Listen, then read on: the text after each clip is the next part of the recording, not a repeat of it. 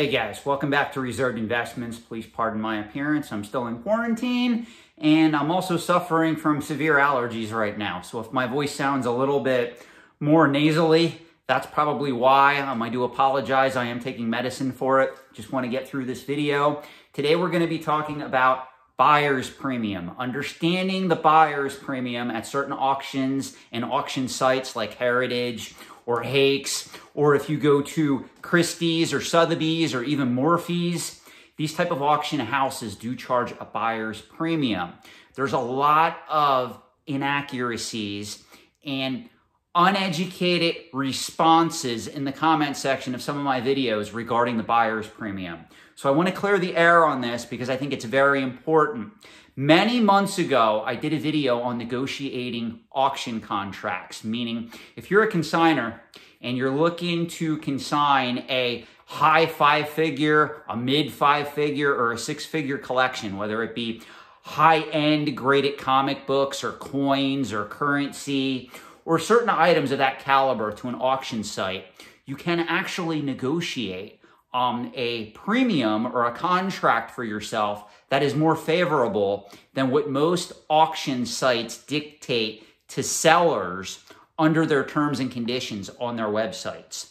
Most people are not aware of this. I am going to put the link to that video that I did several months back in the description below because, ironically, that video only got several hundred views. And most of my videos now, if they mention the terms Pokemon or Nintendo or Magic the Gathering or Lego, they get several thousand views.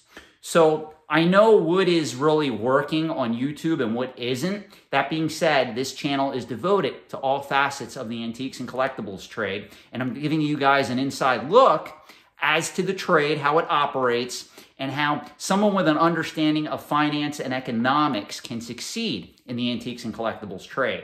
So a lot of these videos that I'm doing that don't have the words Pokemon or Lego or Nintendo or Magic the Gathering in the title are just as important as when I talk about ridiculous prices being paid for WATA-graded games or investing in Pokemon or Magic the Gathering or Lego speculation. All these topics come together and converge. So you can learn a lot from a lot of these videos, in my opinion. If you disagree, please let me know in the comment section below. So let's start at the beginning. What is a buyer's premium and how did it come to be? Now, to be fair, there's a lot of auction sites out there, some that are more prominent than others, that advertise they have no buyer's premium. You have to be careful, though, because a lot of people look at a buyer's premium and they say, well, I'm not going to pay 20% more for an item just because I'm buying at one of these sites or through an established auction venue that charges a buyer's premium. But this is something that you got to ask, guys. Are you really paying 20% more? That's what we're going to look at today. So all is what a buyer's premium is a charge in addition to the hammer's price, i.e. the winning bid price, of an auction item or lot. The winning bidder or the buyer is required to pay both the hammer price and the percentage of that price called the buyer's premium. It is charged by the auctioneer or the auction site in addition to the seller's commission, which had always been charged by auction houses to consignors. More on that from a minute. Now, most people don't understand where the buyer's premium came from. Believe it or not, the buyer's premium dates all the way back to Roman times, literally ancient Rome.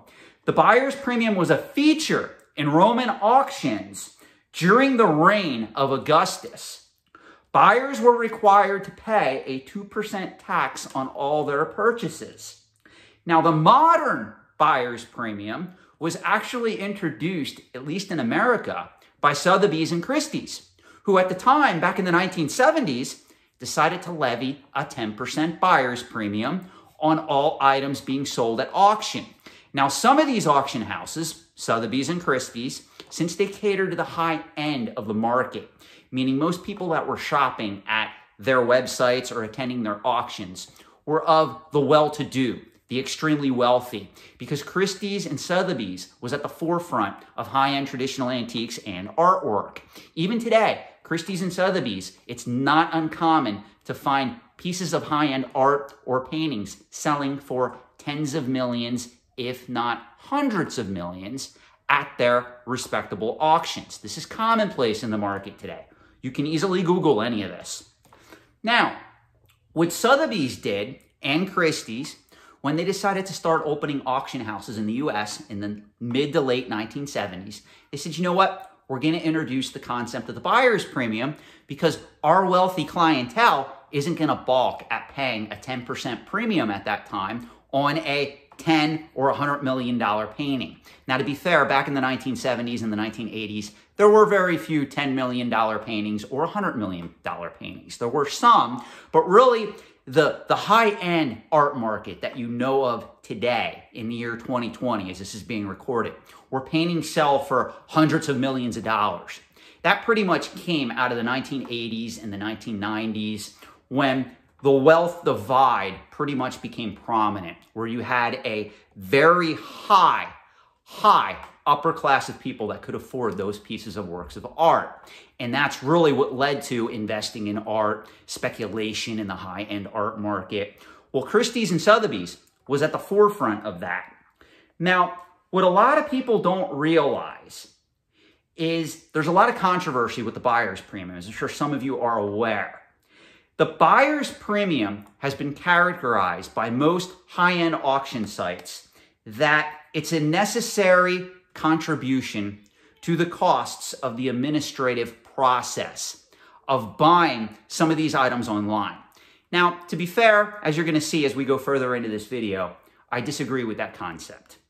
Okay, the buyer's premium sometimes can be used as a negotiation tool by astudious, very well-to-do sellers who know how to negotiate auction contracts, like me, other people in the trade who have been around the proverbial block.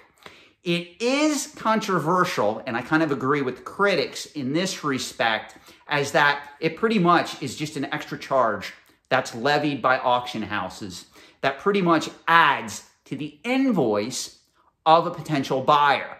But it does not necessarily mean that that buyer paid that additional cost, because most buyers, people like me who log on to heritage.com, who shop at Morphy Auction House, who shop at Christie's, Sotheby's, or any of these other auction houses, Hakes is a good example. If we see a 20% buyer's premium and we're looking at an item that's valued at $1,000, what do you think we do? We simply go, okay, the item's valued at $1,000. I'm willing to pay $1,000 for it. I have to factor into my bid an extra 20%. So I'm really bidding 80%, and the other 20% is the buyer's premium. You know, I hear a lot of people in the trade complain about heritage auctions. I'm going to pick on them a little bit because I love heritage auctions, to be fully honest. And again, I'm not corporately sponsored by anybody. This is just my opinion. I go on heritage auctions routinely to look for high-end coins and currency that I can add to my own collections. That being said, there's a lot of people that'll say, well, I'm not going to go on heritage auctions because I have to pay a 20% buyer's premium. What these people don't realize is Heritage, if you log on to their site, it breaks it down when you're bidding in an auction. If the item's like $1,400, you'll see right next to it what the bid price, what the buyer's premium already is. So if you're bidding on something worth $2,000, just keep in mind that there's a 20% buyer's premium, which is already factored into the price when you bid, and realize that as long as you don't go over what you think that item's worth, you're okay. One of the things I keep seeing in the comment section of my videos is, Sean, the buyer's premium is a ripoff, or I can't believe somebody would pay an extra 20% for that particular item. Well, here's a little homework assignment for you. In most cases, if you look at certain comic books, certain coins, certain pieces of currency, and you look at the price that they're selling for on Heritage that charges an extra 20% buyer's premium, and you look at other websites, even completed auctions on eBay, or even if you check out Comic Link, you're going to see that the price for these items across the board is the same almost, with a little bit of a variance because prices do increase, prices do decrease. It just depends on who's bidding on the item at that time. But overall, a $1,500 comic book that sells on Heritage with the buyer's premium sells for $1,500 on a site that doesn't charge a buyer's premium, guys. So those of you that are afraid to bid on Heritage Auctions or Hakes Auctions or any of these other sites that charge a buyer's premium, you're only kidding yourself. You're not fooling the greater antique and collecting community, because a lot of these sites that do charge a buyer's premium get spectacular collections. And it's not a knock on any site that doesn't charge a buyer's premium. Believe me, I'm very impressed with the offerings that Comic Link has on their site in regards to comic books. I'm not singling anybody out here, but what I am saying is, please don't make the decision when you're buying on something or bidding on something that you're not going to use a certain auction site because a buyer's premium is being levied. Smart bidders, investors, sophisticated investors in the antiques and collectibles trade, they know how to navigate that for their own benefit. They know how to factor it out, where if an item's worth $1,500, they can easily factor in the 20% buyer's premium and only pay around $1,500 for that item if they so want to. Now, there are instances where unsophisticated speculators come into this pool and they start bidding items up, not realizing that, hey, there's a 20% buyer's premium on that. For instance, if you go in person to some of these auction places, whether we're talking about Morphy's Auctions, which is located in Adamstown, Pennsylvania, or Christie's or Sotheby's, they're not going to announce when they call out bidding that, hey, there's an additional 20% buyer's premium on this. Let me tell you what the bid is at right now, and then add in the buyer's premium. You're going to have to do it in your head. So you're going to have an idea of what you're willing to pay for something, and then factor it out. Hey, there's also a 20% buyer's premium on top of that. Now, let me give you some misconceptions about the buyer's premium and give you some facts while we're talking about this. First, again, the buyer's premium does not mean, in most cases, that the buyer paid more on average for an item. In fact, this is why you'll often see in the comment section of my videos, if somebody says, well, Sean, this particular item, like the Nintendo PlayStation prototype system that's sold on Heritage, you can't factor in the buyer's premium for that item because that was an extra charge. Well, I'm sorry, when we quote prices in the antiques and collectibles trade, we automatically include the buyer's premium because the bidder going into that auction automatically knew he was going to pay an extra 20%.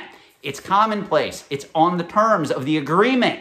If you don't know that you're going to pay a buyer's premium and you're bidding on an auction, I hate to say this, you're the idiot in that scenario. You're the greater fool, not the auction house, not the seller. Number two, believe it or not, a buyer's premium can actually help sellers negotiate a better auction contract when they consign. I've said this before, I did a video on it. If you have a collection worth 50 grand or 100 grand, and it's all graded collectibles, whether we're talking about coins, currency, comic books, even graded video games, Magic the Gathering cards, Pokemon, if this stuff is already graded, it's less work from the auction company. You can come in and you can say, hey, I'm going to consign this $100,000 collection that consists of 20 graded items to your auction house. But you're not going to charge me a seller's commission. And because you charge a 20% buyer's premium, I want you to give me 5% back. So now, guess what? The auction house that is charging 20% buyer's premium, now what's happening is you're getting 100% of the sales price and you're getting 5% of that buyer's premium for yourself. Did a whole video on this. I'll link it in the description below. Number three, while controversial, it is the buyer's job to factor in the buyer's premium into their bids to avoid overpaying. This is what the Timmys and the Poindexters don't understand out there. They log onto these sites and they get freaked out because there's a buyer's premium.